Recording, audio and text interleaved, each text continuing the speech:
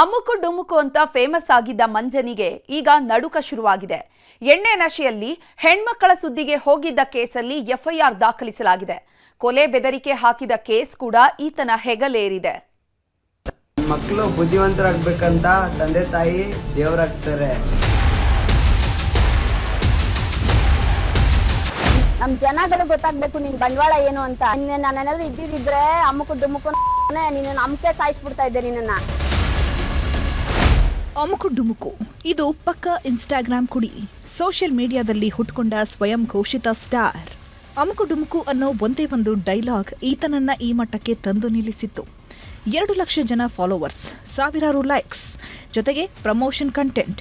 Social ಮೀಡಿಯಾದಲ್ಲಿ ಇಂಥವರದ್ದೇ ಕಾಲ ಅನ್ನೋ ಹಾಗೆ ಬೆಳೆದು ನಿಂತಿದ್ದ. ಒಮ್ಮೆ ಕನ್ನಡದ ಪರ ಹೋರಾಟ ಮಾಡ್ತೀನಿ ಅಂತಿದ್ದ, ಮತ್ತೊಮ್ಮೆ ಸಿನಿಮಾ ಮಂದಿ ಜೊತೆ ಕಾಣಿಸ್ತಿದ್ದ.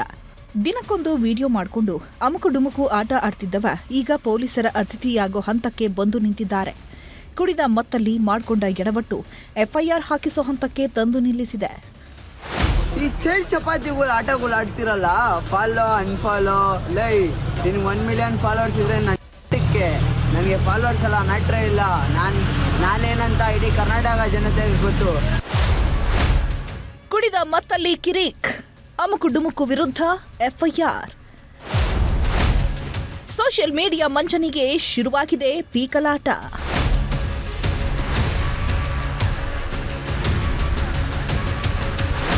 ಅದೇನೋ ಹೇಳ್ತಾರಲ್ಲ, ಕೇಡುಗಾಲದಲ್ಲಿ ನಾಯಿ ಮೊಟ್ಟೆ ಇಟ್ಟಿತ್ತು ಅಂತ.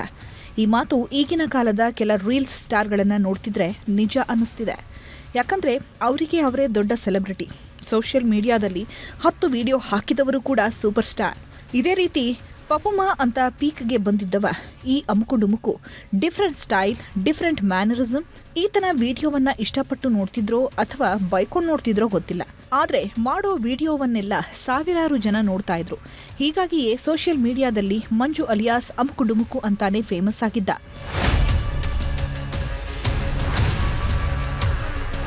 ಅದೇನೋ ಗೊತ್ತಿಲ್ಲ, ಸದಾ ಸುದ್ದಿಯಲ್ಲಿರಬೇಕು ಅನ್ನೋ ಹುಚ್ಚೋ ಅದೂ ಗೊತ್ತಿಲ್ಲ. ಅಮ್ಮುಕು ಡುಮ್ಮುಕು ಅಂದ್ರೆ ಬರೀ ಎಡವಟ್ಟೆ ಅನ್ನುವಂತಾಗಿದೆ. ಕೆಲ ದಿನಗಳ ಹಿಂದಷ್ಟೇ ಸೂರಿ ಅಣ್ಣ ಅನ್ನೋ ಸಿನಿಮಾದ ಪ್ರಮೋಷನ್ ವೇಳೆ ದೊಡ್ಡ ಹಂಗಾಮ ಎಬ್ಬಿಸಿದ್ದ. ಪೆಟ್ರೋಲ್ ಕುಡಿಯೋ ನಾಟಕವಾಡಿ ಪೊಲೀಸರ ಕೈಯಿಂದ ಜಸ್ಟ್ ಬಚಾವಾಗಿದ್ದ. ಇನ್ಮೇಲೆ ಇಂಥ ಹುಚ್ಚಾಟ ಆಡಿದ್ರೆ ಬುಡಕ್ಕೆ ಬಿಸಿ ನೀರು ಕಾಯಿಸ್ತೀವಿ ಅನ್ನೋ ಎಚ್ಚರಿಕೆ ಕೊಟ್ಟಿದ್ರು. ಆದರೂ ಕೂಡ ಈತನ ಅಮ್ಮುಕು ಡುಮ್ಮುಕು ಆಟ ನಿಂತಿಲ್ಲ. ಈತನ ವಿರುದ್ಧವೇ ಈಗ ಬೆಂಗಳೂರಿನ ಅನ್ನಪೂರ್ಣೇಶ್ವರಿ ನಗರ ಪೊಲೀಸ್ ಠಾಣೆಯಲ್ಲಿ ಎಫ್ಐಆರ್ ದಾಖಲಾಗಿದೆ.